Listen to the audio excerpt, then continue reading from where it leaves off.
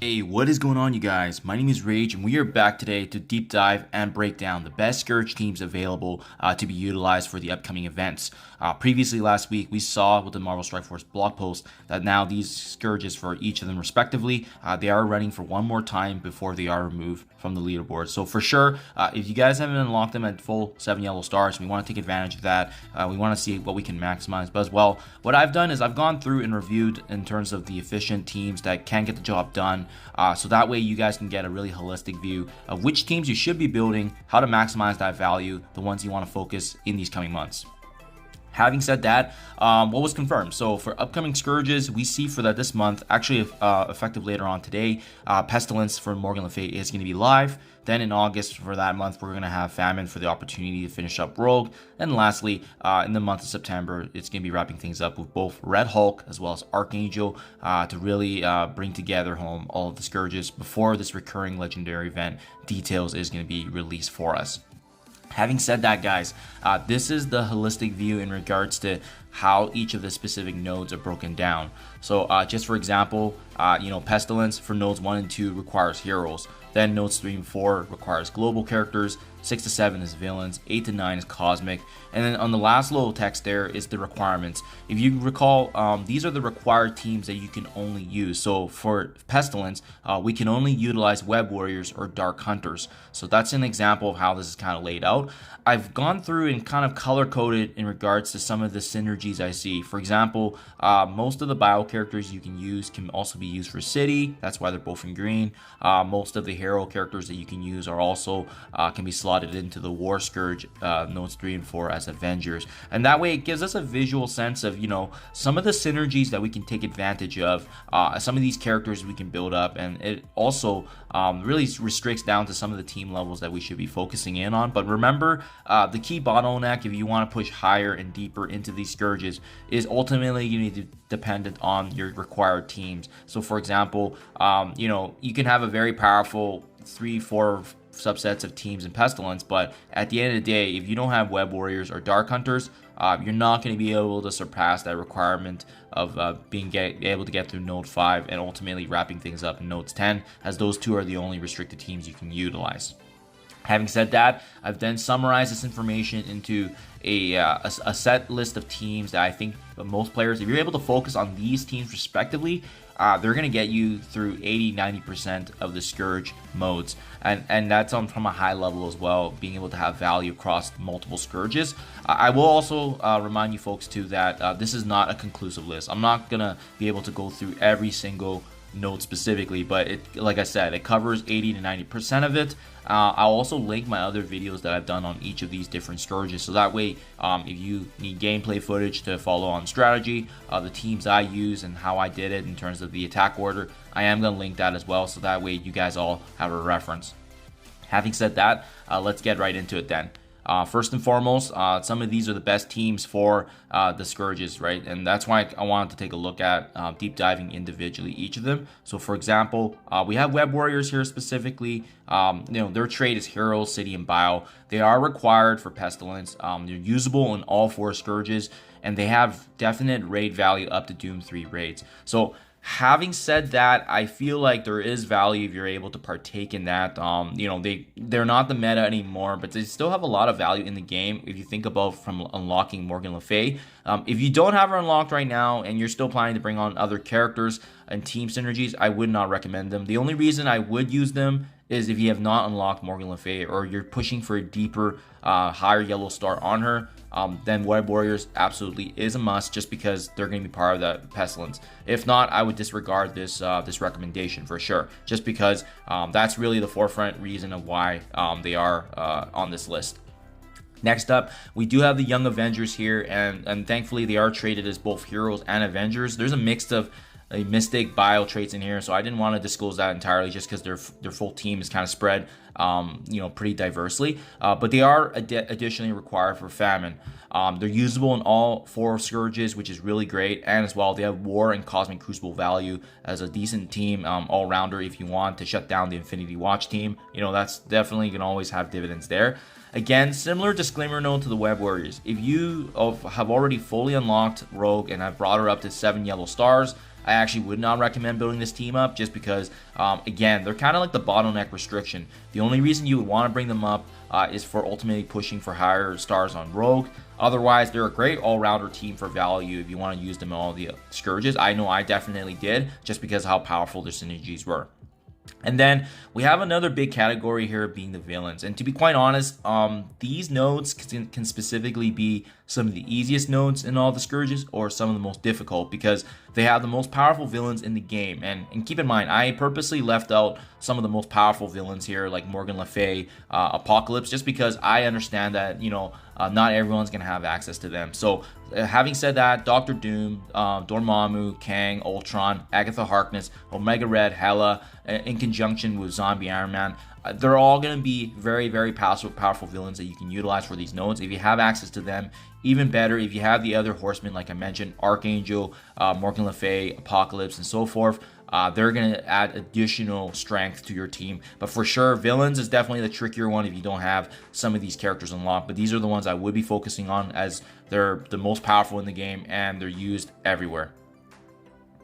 Next up, a strong all-rounder team to round things up here with the Heroes Global Skill, and this is the Invaders team. They are the meta skill rate team right now for both Doom and Incursion rates. For the foreseeable time, honestly, they're just really, really good together in their synergies. I love the rework that's been done, obviously, to Nick Fury as well, but the other 4 members really do hold their own, and you do need the full team, but they cover 3 specific traits, Global and Skill and Heroes, if you do have them already built, and like I said, there's huge endgame value with them being the meta team for raids. Bionic Avengers is interesting. So typically I was like on and off about including this team. However, they were the solo team that I utilized to actually wrap things up with Death Scourge. So again, similar disclaimer note to the other 2 teams with Web Warriors and Young Avengers. If you already have a 7 yellow and Archangel, I would not recommend this because of the fact that they're actually required for the nodes 5 and 10, right? That's the only reason you would want to bring them up. However, I love the fact that they're also traded as Global and Avengers, so you can get value from other Scourge if you're able to already build them up or have them built up. Other than that, I wouldn't recommend if you already built up your Archangel, but keep in mind too, they also have endgame value up to Doom 3.5 rates. The reason why they're not the strong lock is because of the fact that they're not even usable in incursion raids, and there might be a potential other option in the future that we can see being in tech. That might be ultimately the answer. But like I said, because they're required for def, and you want to push higher for Archangel, that would be the reason that I would push them up, and they do have value in other Scourges, which is great. The other required one here, last but not least, is War Scourge. So this one, we had the options of using Heroes as Guardians. We had the options of using Ravagers as well as Wave 1. Well, this is the most perfect Wave 1 team because of the fact that not only are most of these members required for War Scourge, but as well, they're part of 4 meta teams in the game. So Iron Man being part of Bionic, Captain America being part of the Bio Rebirth team, Black Widow, her reworks add value. She's a very, very strong Dark Dimension 6 lock option for me right now, and her Infestation team, there's just going to be value there because of the fact that she's been added to that, right? And then lastly, we also have, Hulk here being part of the Gamma Horseman team as well. So I think that's absolutely huge. There's each and every one of these characters are part of something, and as well, Thor being the forefront of his damage, he's absolutely a must-have. He's probably the most important member of this War Scourge requirement because of his passive damage that he's going to be doing. I love the rework to Heroes as Guardians, but as well, he just has a lot of synergies, especially with the new Asgardian team and Val. So I think this is a pretty strong and safe lock, especially most players having a lot of these characters already unlocked early on, building towards the mid game. But keep in mind, required for War Scourge. So again, this is going to be the bottleneck. Depending on how strong you make this team to be, they could be the difference maker of pushing deeper into the War Scourge, ultimately unlocking more shards of Red Hulk. Again, similar disclaimer note, if you already have Red Hulk at 7 yellow, I wouldn't even push on this team anymore, just because of the fact that you might just be gunning for specific Scourges and you can save on your resources. And then last but not least, We have these different categories here because I believe that these are just slotting characters in terms of what you need to get the job done, and they cover a wide variety of different nodes. So we have the Eternals here with Icarus and Cersei, as well as Val, all being heroes, Cosmic, Mystic. They're god tier characters. They're used in all game modes. There's not much to say in terms of what you can't really do with them. Used in all game modes. There's gonna be value if you build them, and they're also gonna be locks for me in Dark Dimension 6, which says a lot in terms of where they are when you want to build all these materials and resources. So Dark Dimension is a huge endgame mode. If they're part of that niche and they have other aspects of use, they're gonna have forever future value unless a stronger and better character replaces them in that exact same trait, which is unlikely.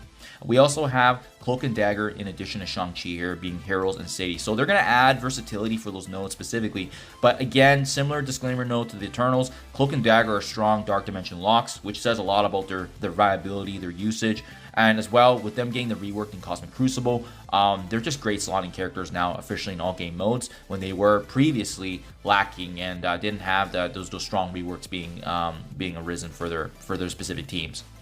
And then lastly, guys, the big trait we need to address is the mutants. So there's only a couple areas that we've kind of touched on before with mutants. There was a legendary section in terms of a non-legendary mutant section in the Death Scourge, and we also had a mutant section required in Famine. So these are the Horsemen teams. It just makes sense. Honestly, we have the Death Seed team in addition to the Unlimited X-Men. If you don't have Death Seed because of them needing 2 legendaries, obviously with Magneto and Archangel, Unlimited X-Men is super solid just because of them being in the meta. You need them for Apocalypse, and as well, they're the unlocks in terms of being the staple mutant team for availability, and especially characters like Gambit, Sunfire, honestly, Phantom X, Dazzler, all of them are farmable in the game, so it's just easy to achieve. Unfortunately, with the Death Seed team, Nemesis, Dark Beast, not officially farmable yet. We're waiting on that, and having 2 legendaries makes them more of a B tier. But if you have them all, these are strong interlocking options as opposed to Astonishing X-Men, and as well in addition to the Uncanny X-Men, which don't really have a lot of value. So that pretty much concludes it, guys. Again, like I said, this covers up 80-90% of all the nodes you're going to be going through because they're going to have value, and I put those traits in so that way you can see where they're utilized. But really take the step, guys, to consider, if you have already 7 yellow stars for each or for any of these specific horsemen, I don't know if I would bother with some of the teams to build up, because again, we're just trying to maximize what we can, and with this leaderboard, it could be the last time to hit that easily. We don't know what the recurring event's going to look like, so we want to maximize what we can. But let me know what you guys think in the comments below if you disagree or agree. I know there's probably some teams that you're thinking of that were dismissed, but again, I was thinking more of a resource standpoint and trying to leverage any efficiencies we can, given the restrictions in Pestilence, Famine, and War, as well as Death, especially those nodes 5 and 10 where they specifically require those subset of characters. Thank you as always. Do appreciate you guys sharing my videos, and I'll catch you guys in the next one.